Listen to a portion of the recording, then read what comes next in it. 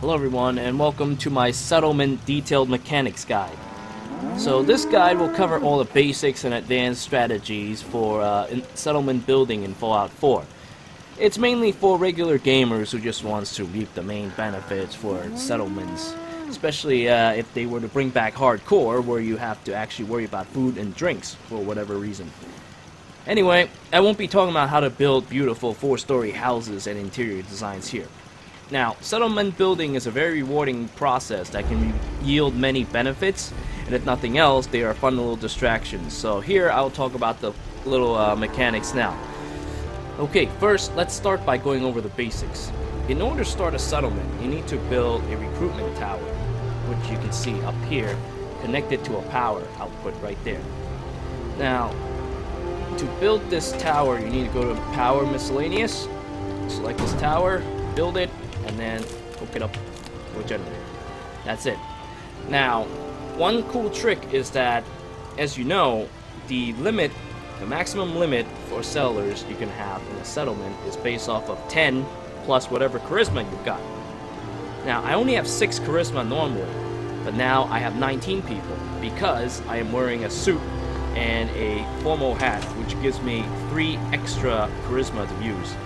And by doing so, since I've been traveling the wasteland a lot with these three extra charisma, I was able to recruit 3 extra settlers into my settlement. Now, the next thing you need to do for your settlement is to have workers assigned to do certain tasks. To do this, you go to the workshop menu, and then you go to command, and then you just select them and tell them to do whatever you need them to do. Now, in this case, June Long has already been asked to go and watch over a shop. But since he's a NPC, named NPC, he behaves rather weirdly. So instead of watching over the shop, he just wanders around like a homeless person. Seems to be growing well. But if you talk to him, which I can't because he's hiding in the plants because he's trying to get away from doing actual work.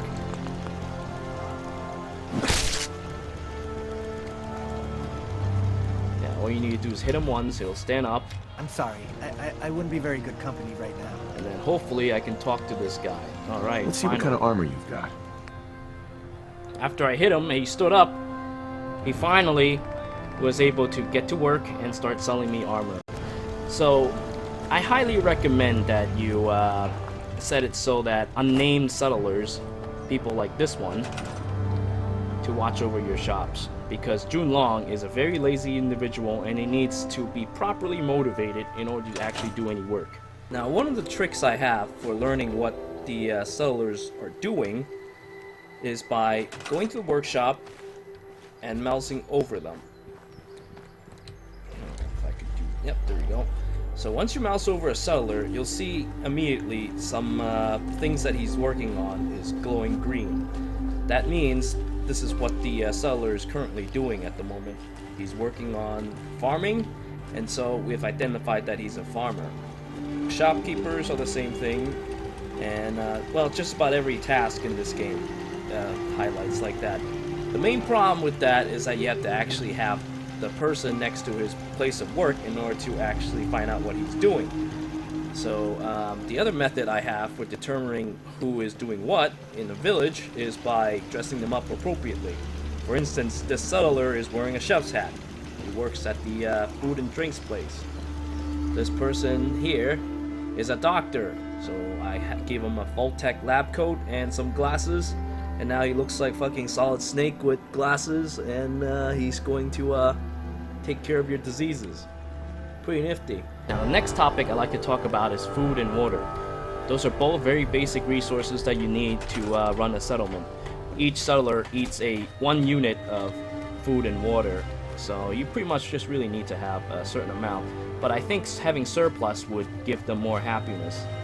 Anyway, now what's cool about all of this is that your settlers will put whatever they harvested inside your workshop. And if you have fruits and vegetables in your workshop, like so, you can begin to plant them in your other towns as well, as long as you have a supply line, which I'll explain later. My water purifiers will also create a certain amount of purified water that I could use to drink or sell or do whatever I want with. So this is the first source of income you'll get as a settlement. Do keep that in mind. Next thing I talk about is defense and bed. Those are pretty straightforward. Beds you can just build like 21 and you'll be enough, because I heard that the maximum limit of settlers that you can have in a town is 21. I made a couple more because I thought I could get more, but whatever. And defense, you want to make sure you have more defense than your food and water combined. In this case, you'll be able to keep raiders or mutants and other crap away from your town, so you can make sure that it's constantly making you money and food and water without them getting molested. Now, I know I talked about the population limit, but here's another trick you could do. As you may or may not know, you can move your settler to another area by pushing R or whatever command your console has, and you can send them to another settlement. Now, normally, if your settlement is full, those names would be grayed out. But remember when I said earlier that I wore like charisma clothing and I was able to have a greater maximum population number? This works the same way. All you need to do is pop on all the charisma stuff you have, eat some great mentats, and then you can send your settlers to another area and you can gain much higher population. I think even up to an upper limit of 29. So yes, that's another neat trick that I picked up when I was playing the game. One good way to keep track of how your settlements are doing is by going to data and then to workshops. This will give you a listing of all the aforementioned resources we talked about earlier, and anything that has an exclamation mark means you should probably pay attention to it. Like Grey Garden, for instance. My defenses are low, so it's warning me to build more defenses, otherwise I might risk an attack on that area. So I better hop to that right after this guide. And Red Rocket Truck Stop, I'm missing water, I should get some water pumps, and I should look into people's happiness, etc, etc, etc. Okay, so the next topic I like to cover is power. In general, settlements could get by without having any power, but if you're looking to make your settlements more advanced, you'll want to start looking into this. For one thing, your recruitment tower also uses power, which I've covered already, and other advanced structures such as water purifier and high-grade defenses will also use power. Now, there are two types of power usage in this game. There are ones, like the spotlight here, which requires a specific amount. It says power 2. So what this means is that it needs 2 units of power to operate, which this generator provides 5 of, and also it means that it's one of these devices that you need to attach a wire to in order to operate. There are other devices that you need to actually have a power conduit or power pylon in order to operate. Things such as lights and such that don't actually have a number next to their power. These are the type of things that you can operate freely as long as you have a pylon nearby. As you can see, because I have pylons and conduits nearby, these lights that I build will immediately operate. And if I were to remove these things, no more power. Now, let me... You were screaming again last night. Oh, power pylon sorry. and power Do you conduits are wanna talk about the about it? same thing, No, so... I'm fine. I don't want to Build think one about right it. here, It's okay. connect it to a power. I still think about it too. I said See, I'm look, fine. the whole place Leave me lit up alone, again. Jimmy. These things have a certain radius, and I believe even the power pylons and the conduits are about the same. I don't think there's any range difference between the two. So as long as you have these connected to about maybe a 3 to 6 feet radius, you should be able to cover this area specifically. Okay, now let's talk about advanced mechanics. These are tools for people who are really into investing their settlements, as they'll require you to have the local leader perk, which unlocks at 6 charisma. First thing I'll talk about is supply. As you can see, the supply line is the most important tool for empire building. You can create a supply line by entering the workshop menu, selecting a settler, and then hit Q, or whichever button it is for your console. Now, let's see. Settlers such as this are eligible. Now, once you hit Q, you can send them to whichever outpost that you have. And then you'll see their name changes from settler to provisioner. Once you've assigned a settler to become a provisioner, they'll create a two-way supply link between two different settlements you own. The supply route is for raw materials and plants only. So that means you'll need to travel to different settlements directly if you want to pick up processed materials such as purifiers or money caps from your shops. So keep that in mind when you make supply lines. These are only for materials. Now, every settlement within a supply line will collectively share their materials. So that means that this town here, what is it called again? Grey Garden will still have the same materials as Outpost Zimanja. All the materials here are all shared between all these settlements, as long as they're connected.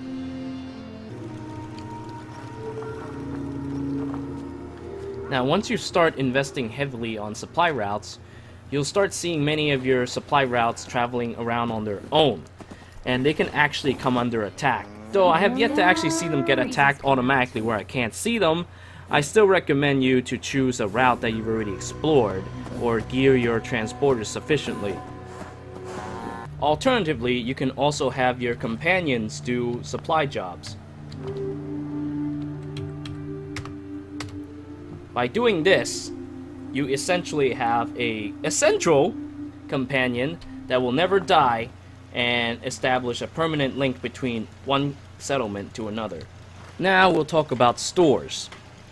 Now, there are 6 types of shops you can build in your settlement. They each come in 3 different sizes. The bigger they are, the more things they can carry, have more gold, and generate more happiness and money for your settlement. The greater the population, the more caps you'll gain. Now, let's talk about the 6 different types of stores. The first one is the trade shop. I'm sure I have something you need. Let's see what you have. Here's what I've got. These shops carry a mix of random stuff that you could break down or sell or put in your town to make it look pretty. Mainly just for supplies.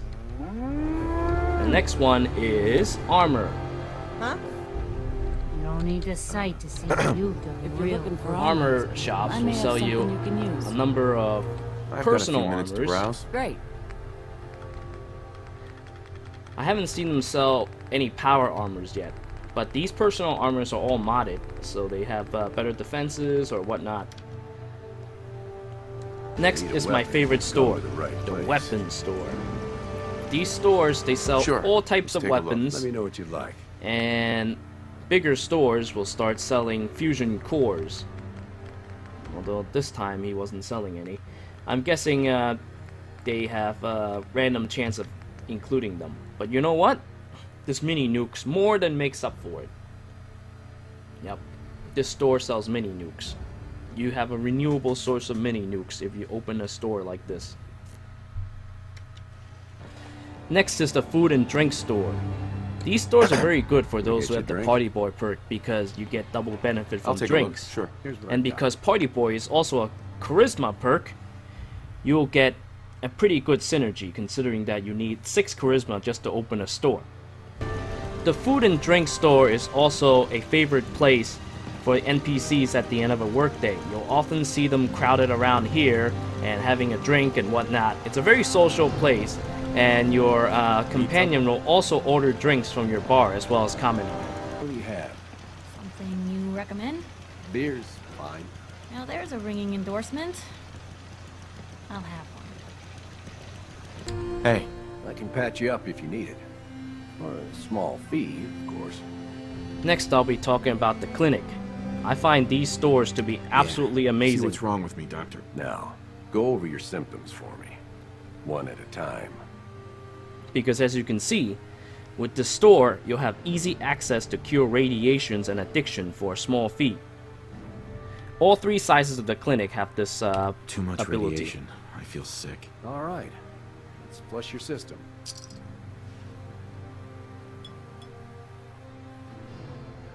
And finally, the clothing store. Hi. You looking for As you something to can wear? probably imagine, these stores sells different types Let's of see what you clothing. have. Let me know what you'd like. I love clothing for the fact that they provide good stat boosts, and I love having them, you know, just so I could dress up my sellers so I can tell what the hell they're actually doing. Bigger stores sells more clothes. And finally, we have miscellaneous things such as the scavenging station. You can find these under resources and miscellaneous. These things allow your sellers to gather different raw materials for your empire, so you don't have to do all the trash picking yourself. Now, what's really cool about these things is that they can help gather you materials that you're missing. You can actually specify it by tagging them for search. I tested this out the other day, and it appears that when I came back from a dungeon after, I don't know, maybe 30 minutes, I found my sellers actually putting in the materials that I asked for in the workbench. So this is very handy to have. I actually set up an entire village full of people who just scavenge crap. And finally, Mama Murphy. She's an exceedingly lazy individual, and once you build her a chair, even if you remove her from, even if you stop her from taking any more chems, she'll no longer work. As you can see, I can no longer command her. This is kind of ironic considering when she first appeared, she was actually able to be assigned to do work. So, for your sake, don't build this chair. This chair is evil, and it makes Mama Murphy completely useless. Keep that in mind. Well, let's see. I guess there really isn't much to cover now that I've talked about most of the mechanics. The settlements are actually really simple. You don't really need to worry too much about them. All you need to do is make sure you have the basic structures built. You don't even have to make them look pretty. Oh, and also, remove all the power cores from power armors so that your sellers don't end up taking them. Our little And I sanctuary guess revival make sure you project is destroy all the other dog houses in the settlement nice too, things. so that dog meat will always spawn at a dog house of your choosing, such as this one. I like having everything in a centralized location, so as you can see, this makes my walking around very efficient, and this base is basically set up for my convenience, rather than just for making it look pretty or anything like that. Anyway, I guess that's it for now. I thank you all for watching.